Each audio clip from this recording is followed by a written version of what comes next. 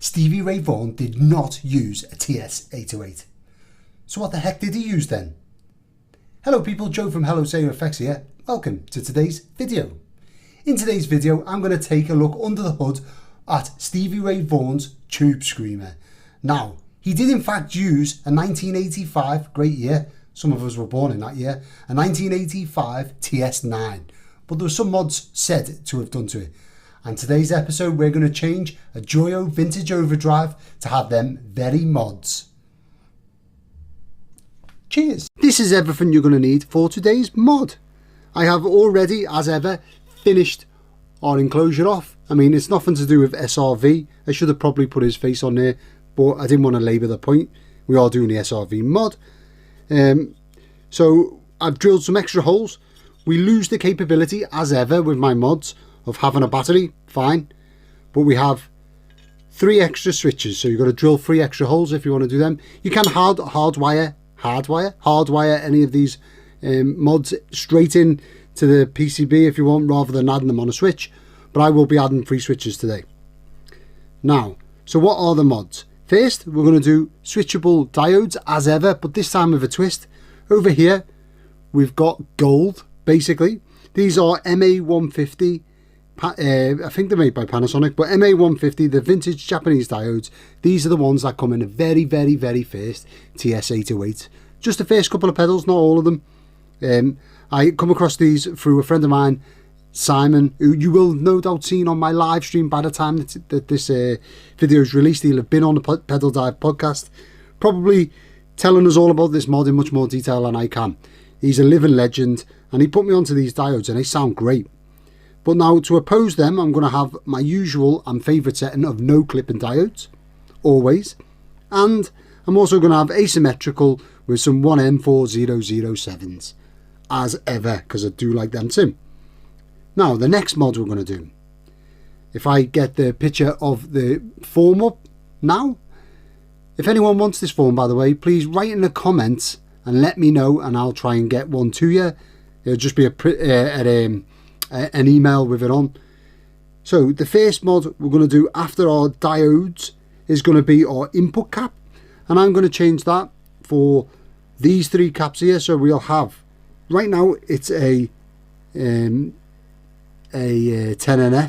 I'm going to change it so it can be 10NF, 20NF, 22NF, or 10UF, and that is the one that is in the SRV TS-808. Also the story goes. Anyway, this is the one that's in a mod, but I'll put it switchable from the original, which will be a Soviet made in Ukraine vintage. I suppose it is vintage now, isn't it? And a new old stock Mullard. Then the output cap is here, which is 10UF, but it's an electrolytic, fairly cheap one. I'm going to swap it for a non-polar one. If anything, it'll just reduce the noise. And then lastly, or not leastly, well, it's not last, but the last component change we're going to do is this small cap here. That is to soften the clipping diodes. It just takes the edges off the signal. Best way to describe it, it's a 51pf cap, but I'm going to make that switchable between, because in the SRV mod, let's clarify, in the SRV mod, this is clipped out and we have no softening effect, which doesn't surprise me considering his tone. But I'm going to make it switchable between a 47pf cap, which is pretty close to the 51pf, you're no doubt not going to hear any difference, 180pf cap, high precision, or no cap in the middle position, which will give us our SRV tone. Now, one other thing which I find is probably the most interesting mod of this pedal, and I'm pretty sure Simon will agree because I remember discussing this with him, oh god, must have been round about late 2017, early 2018 when I first started speaking to him. We discussed this circuit, and this is the mod. So these 2 caps here are coupling caps, they're 1UF. Now they don't do anything other than couple 2 parts of the circuit together, and on the SRV mod these come out and they get replaced with jumpers. That's it, just our offcuts from our components, so I advise that you save your offcuts as ever. First, I am going to start with the jumpers, just because it's a nice easy mod. Get myself all warmed up, wetting the tip early on, and get my eye in for soldering. That is both caps now removed and a jumper placed in their place. Next I'm going to go ahead and remove this 10UF output cap and replace it for a non-polar. Here's an interesting conundrum. Let's see if I can get it in shot. So just here you'll see one leg of our 10UF output cap. Now the pad has actually come off the PCB, which is not ideal. These PCBs are quite finicky, the holes are quite slim on them. It's not like modifying a Boss pedal, which is a breeze, or even better yet, something like a TC electronic pedal. They're made amazing. These, the PCB, it's good, but it's not brilliant. Anyway, the component leg's sticking through, so what I am going to do is I'm just going to run a wire or an offcut of a component leg. I'm going to follow the line round, and it attaches right here, and I'm just going to make the manual attachment myself. I absolutely started this video without taping down that multi-cable band. What a mistake that was. No legs come out, but could have. Now our input cap. Our input cap is going to be these three caps here: 10NF, 22NF and 10UF. I imagine between these two it's going to be very hard to hear the difference unless you have volume, I would suggest. And then with this one, I think this is what's going to sound best, because this is what's in the SRV mod, but you should hear a marked difference. Here's just this cap here, so I'm going to remove that, and I'm not going to place anything in its place other than two wires, because of course we're going to run them out to a switch. As I have shown many times before, the PCB holes on these are quite small, so I do suggest that you use the fan out and halving technique for your stranded cable. If we take out some strands from the cable, give it a twist, this makes it thinner. It'll slot right in the PCB hole with less issue. There we have our first two wires in place. There is the input cap. They'll run to our switch, no problem. I've just put a bit of heat shrink around them to keep them together. Next, I'm going to remove both the clip-in diodes that are here and that softening cap, the 51PF cap that's right next to them. I'm going to remove both of them together so it gives me space to get in there and fit some wires. Now, one thing to remember when you're fitting wires to your clip-in diodes, you don't need to do both diodes because they're both connected to each other. So when I remove them, I'm just going to do this diode closest to the IC, which is already a 4558 IC, which is what I would change it to anyway. Actually, I prefer this TL072. I know it's cheaper. I know I shouldn't. I know I think if it was £30 per op amp, the TL072, I think people would be raving about them. But because they're the cheapest, no one likes them. Anyway, yeah, these are really good op amps anyway, so you don't need to change that. But I'm going to use this diode closest to it. I'm going to run my cables from there, or my wires from there. And that's mainly just to give me space to run wires from this one as well. There is one more onboard mod that I forgot to mention, and I forgot because I don't normally do this mod. However, seems as we're doing an SRV mod, I might as well do the whole thing rather than just what I like. And it is, of course, this 500k pot gets changed out for a 1 meg pot.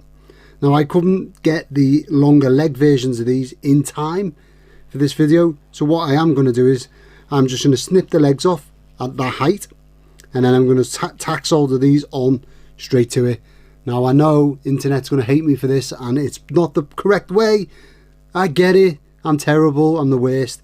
But it is going to sound good, so let's get it done. So I've now removed the 500k pot. I just simply clipped it out, and I've clipped these parts as close to the pot as I can, and then straighten them out, and that gives me a nice straight edge coming up.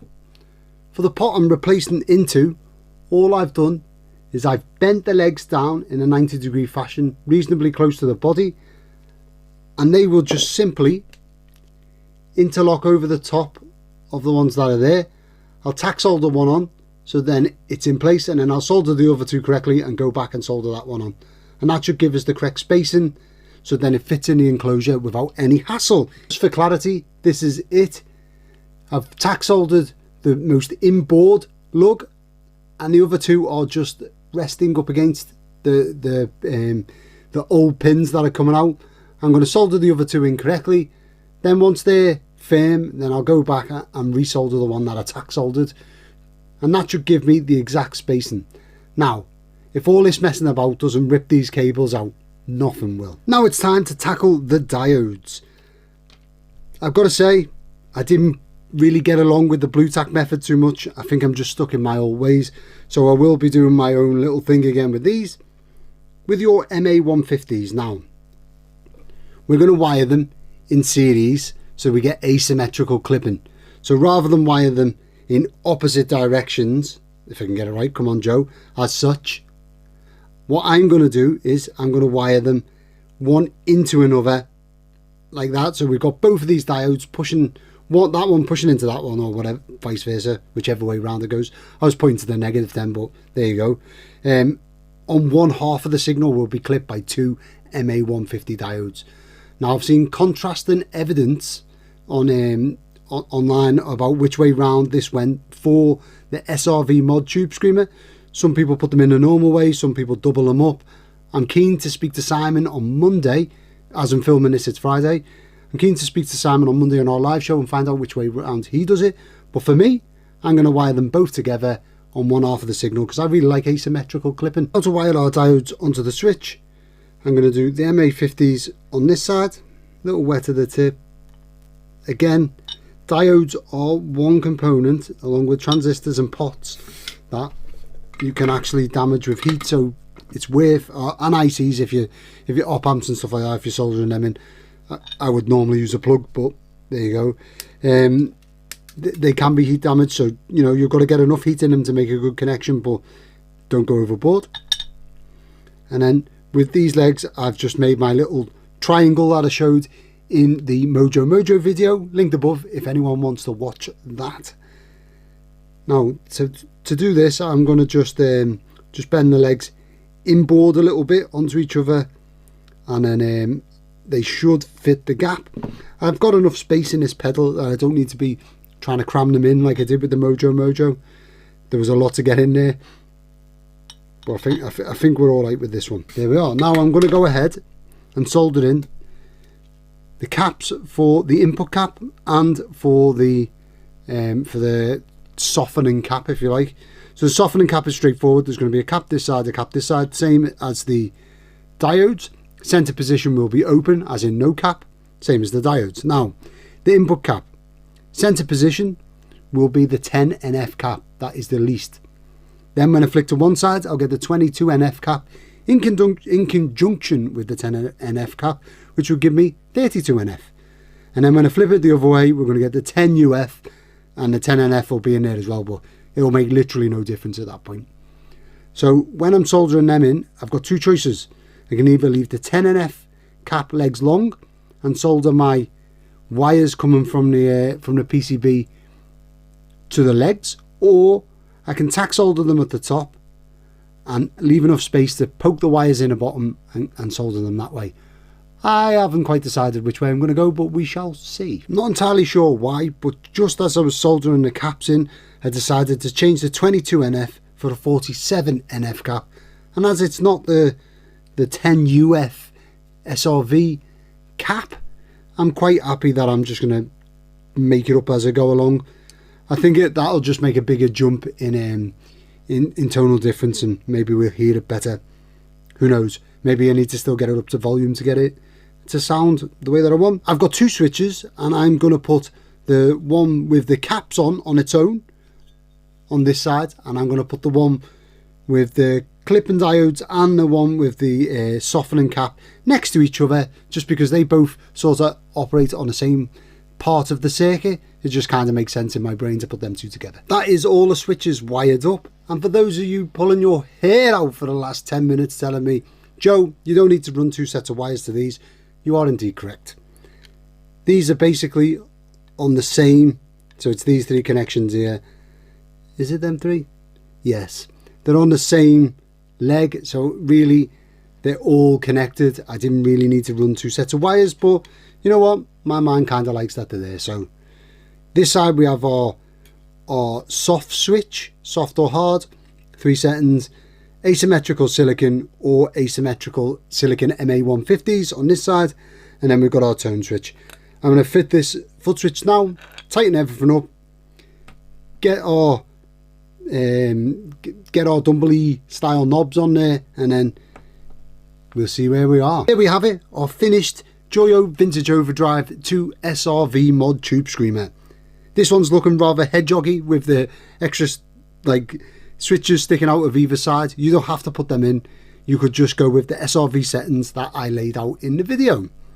At this point, if you've got any value from the video, I really appreciate it if you just press the share button below this video and then press copy on the copy link function, and that will send YouTube the information saying that you got value from this and to share it to other people. You don't have to share the link, just copying it will be enough. Thank you very much. Right, now on to the bit that everyone wants to see, and that's the sound test.